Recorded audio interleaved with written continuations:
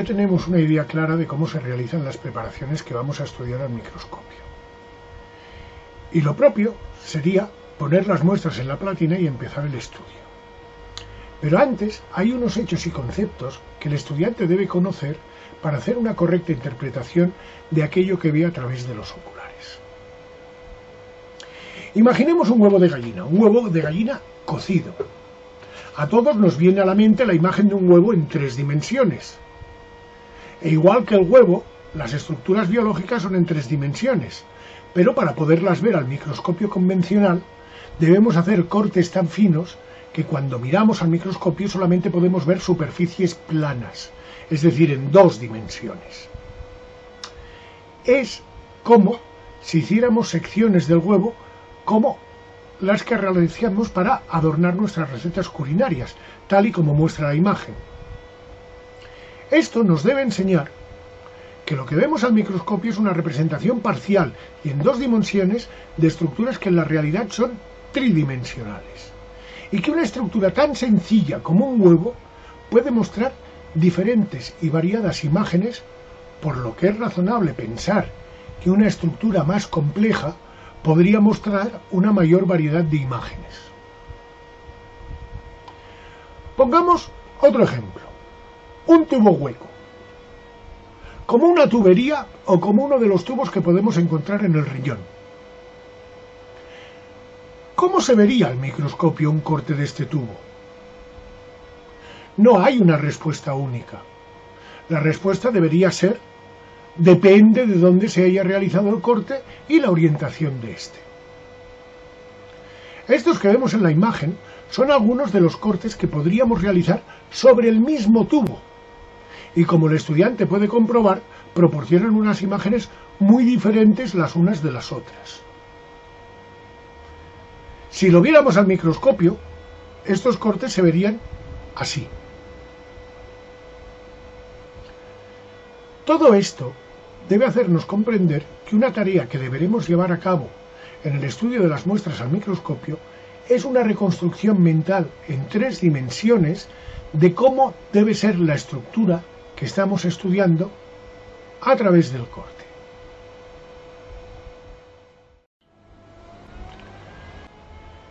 El microscopio que hemos visto hasta ahora es el microscopio óptico convencional, también llamado microscopio de campo claro. Pero no es el único tipo de microscopio. Existen bastantes más tipos.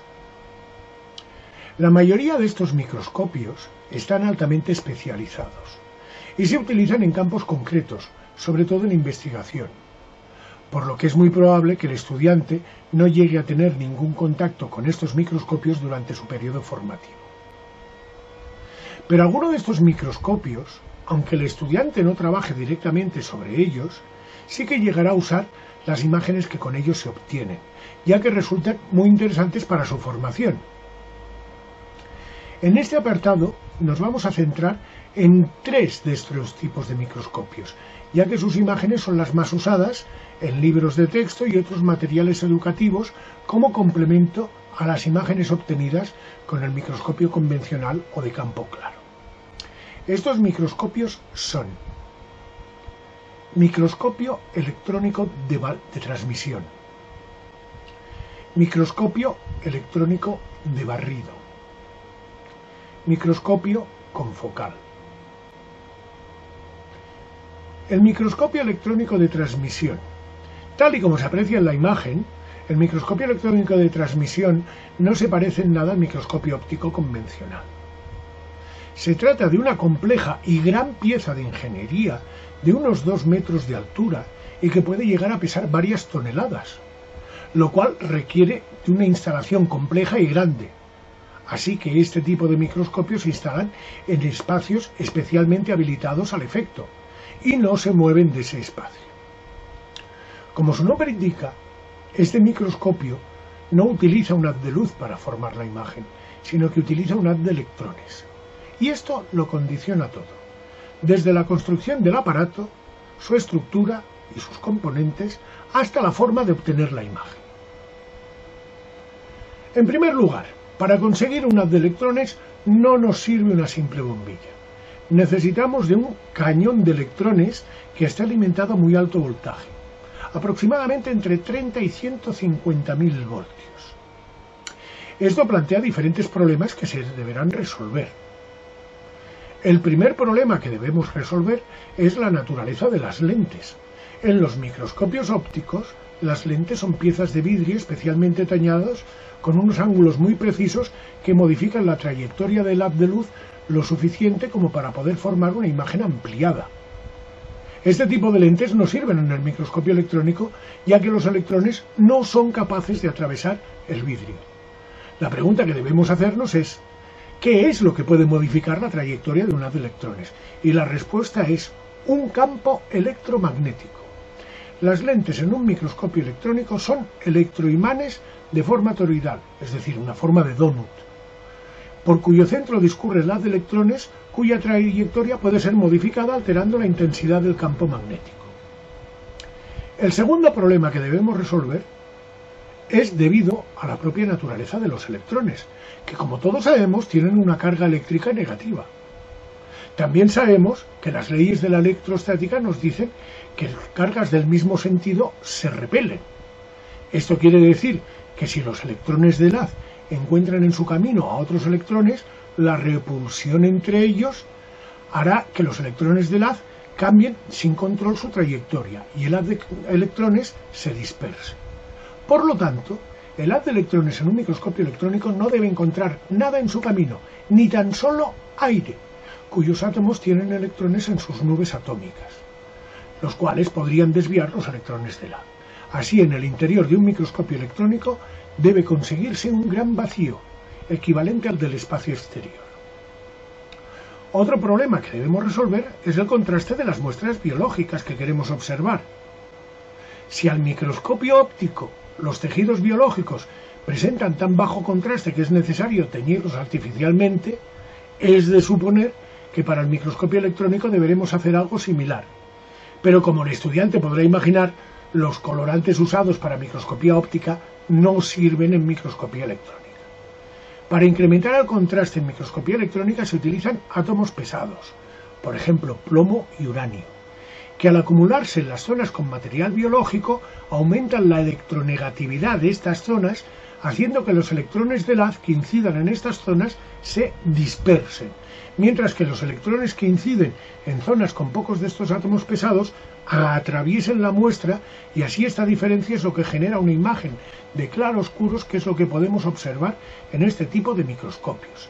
En microscopía electrónica las imágenes son siempre imágenes monocromáticas y nunca tienen color. La naturaleza del electrón genera otro problema que se deberá resolver, y es que el ojo humano no es capaz de ver electrones, por lo que deberemos convertir la diferencia de paso de electrones del haz en algo que nuestros ojos sean capaces de detectar.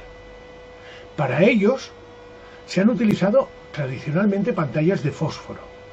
El fósforo tiene la capacidad de generar un fotón de luz por cada electrón que imparte en su superficie. Así que este tipo de pantallas son las que forman la imagen que nosotros podremos ver en el microscopio electrónico. En los últimos años también se han usado rejillas captadoras de electrones, que reciben los electrones y generan pulsos eléctricos que un procesador interpreta y muestra en un monitor. Si en el microscopio óptico, para conseguir que un haz de luz atraviese el tejido biológico, debemos hacer un corte fino de 1 a 15-20 micras de grosor, podemos suponer que si lo que pretendemos es que un haz de electrones atraviese una muestra biológica y forme una imagen, el corte debe ser todavía mucho más fino. De hecho, un corte óptimo para el microscopio electrónico de transmisión debe oscilar entre los 40 a 50 nanómetros de grosor, es decir, entre 0,04 y 0,05 micras de grosor, es decir, sobre unas 100 veces más fino que los cortes más habituales para el microscopio óptico convencional. Como el estudiante supondrá, esto complica aún más el procesamiento de muestras para microscopía electrónica de transmisión.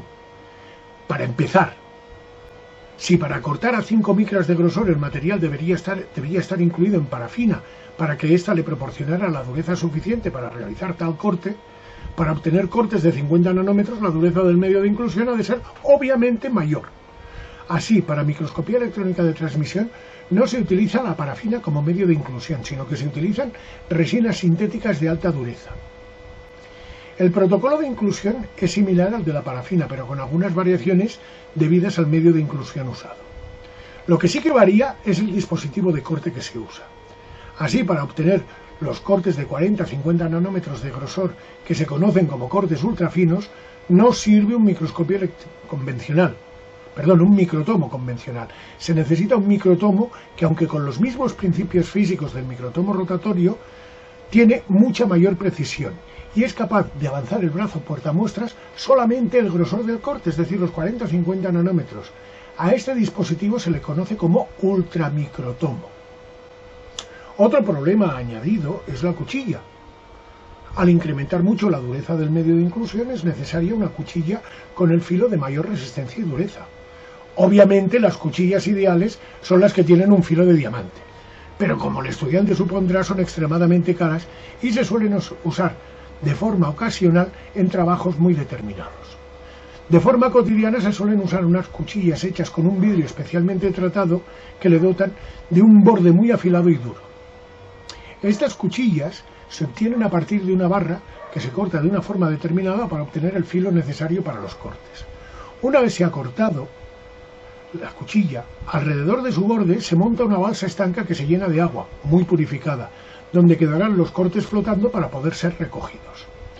Habitualmente se realiza una serie de cortes de 30 a 40 con una cuchilla, con lo cual su filo empieza a perder sus características y lo que se suele hacer es cambiar la cuchilla por una nueva. Recordemos que los electrones no pueden atravesar el vidrio, por lo que los portamuestras para este tipo de microscopios no pueden ser de vidrio. Se fabrican de metal, habitualmente de cobre o de oro, y se realizan en una forma de rejilla de trama muy fina sobre la que se colocan los cortes, por lo que la parte del tejido se apoyará sobre los hilos metálicos, pero una parte aún mayor del tejido quedará suspendida entre los hilos. Obviamente, los electrones no podrán atravesar los hilos metálicos y estas áreas aparecerán totalmente negras en el microscopio. Pero las zonas entre los hilos, los electrones solamente deberán atravesar el tejido, por lo que se obtendrá una imagen bastante nítida. La pregunta que debemos hacer ahora es, después de todo este complejo procesamiento, ¿cómo se ven las cosas al microscopio electrónico de transmisión? A continuación veremos unos cuantos ejemplos de este tipo de imágenes y a lo largo del curso iremos incluyendo imágenes obtenidas con el microscopio electrónico de transmisión atendiendo al valor didáctico que aporte. Esta primera imagen es una imagen obtenida aproximadamente a 3000 aumentos, lo cual es muy poco para un microscopio electrónico de transmisión. Podríamos decir que los aumentos mínimos de este microscopio estaría sobre los 1000 aumentos, y por lo que respecta a la histología no se suelen obtener imágenes a más de 50.000 aumentos. Esta imagen representa un soma neuronal en el tejido nervioso. En esta interpretación hemos marcado de azul el citoplasma del soma neuronal, de amarillo el núcleo y de rojo el nucleolo.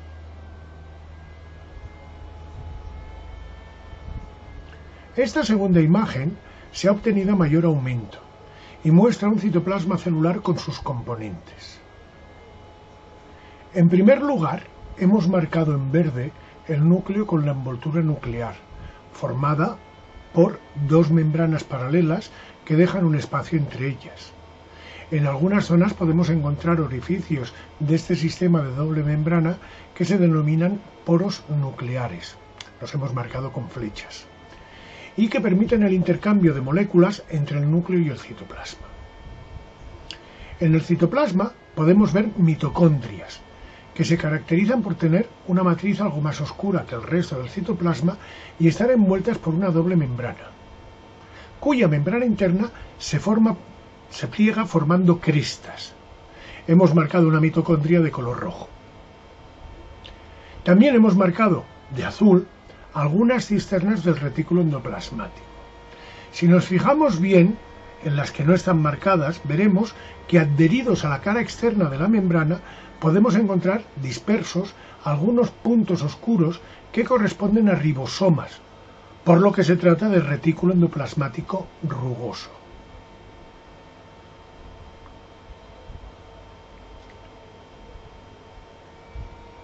Esta última imagen se ha obtenido aún a mayor aumento. Y si la interpretamos, veremos que se aprecian porciones de 3 células distintas.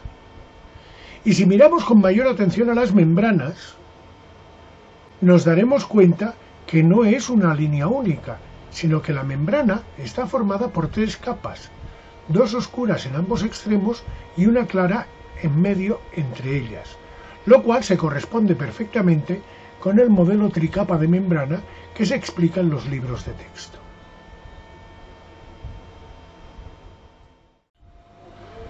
El microscopio electrónico de barrido, también conocido como scanning, usa un haz de electrones al igual que el microscopio electrónico de transmisión, y como sus lentes son bobinas electromagnéticas, y también el interior del microscopio debe estar al vacío. Pero ahí acaban todas las semejanzas con el microscopio electrónico de transmisión. El concepto en el que se basa este tipo de microscopio es diferente al de transmisión y tiene que ver más con una lupa que con un microscopio. De hecho, podemos considerar al microscopio electrónico de barrido como una lupa electrónica capaz de aumentar mucho. Este microscopio tiene también un cañón de electrones de alto voltaje para generar el haz electrónico. También dispone de lentes electromagnéticas. Y el último conjunto de estas lentes se conoce como bobinas deflectoras. Tienen como misión controlar el haz de electrones para que haga un barrido sobre la superficie de la muestra. De ahí el nombre de este microscopio. Para esta técnica de microscopía no es necesario realizar cortes, ya que no pretendemos ver el interior de las células, lo que queremos ver es su superficie, por lo que a lo sumo desgajamos porciones de tejido. Las muestras se recubren con una nube de átomos de oro. La idea es que cuando un electrón del haz, al que se conoce como electrón primario, choca contra un átomo de oro con los que se ha recubierto la superficie de la muestra, este átomo de oro libera otro electrón al que se conoce como electrón secundario. El electrón secundario se libera en una dirección que depende del ángulo de incidencia del electrón primario. Lo que se hace es colocar estratégicamente un captador de electrones formado por una rejilla sensible en la que cada celdilla emite un impulso cada vez que un electrón secundario incide en ella. Estos impulsos son procesados por un ordenador, el cual genera una imagen en un monitor. Esta imagen representa la superficie de la muestra con una altísima resolución.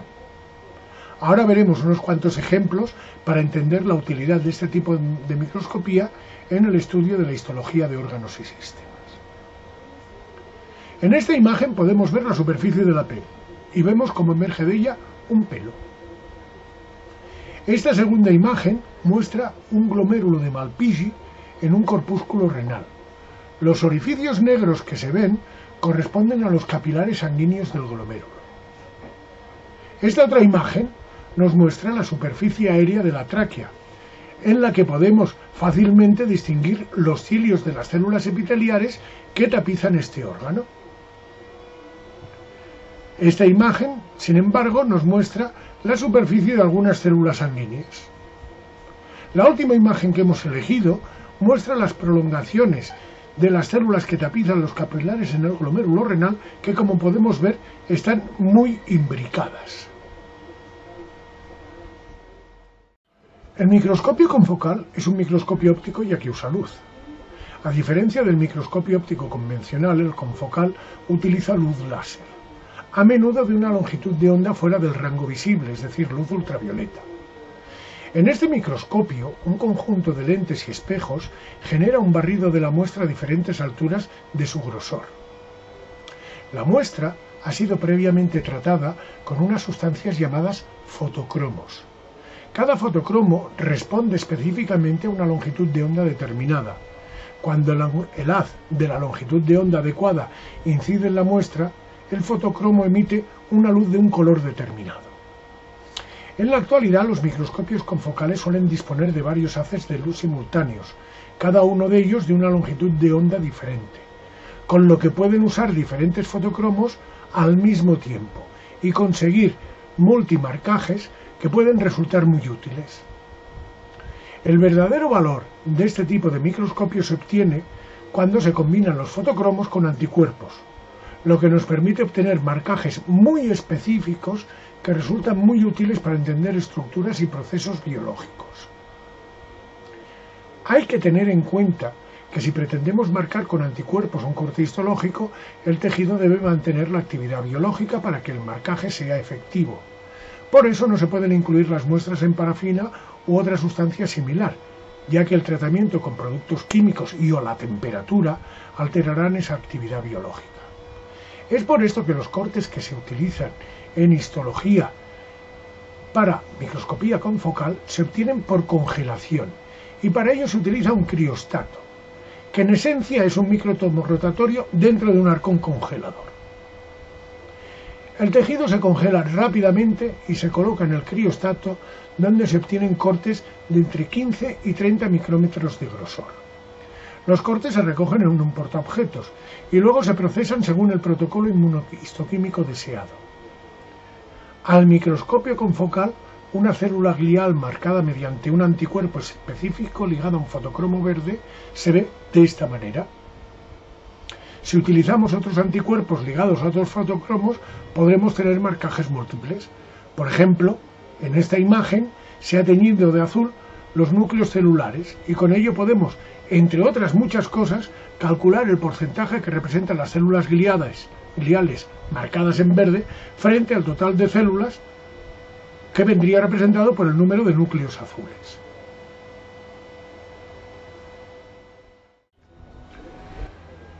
Como el estudiante se habrá dado cuenta, el procesamiento de muestras en histología no es un procedimiento ni sencillo ni rápido.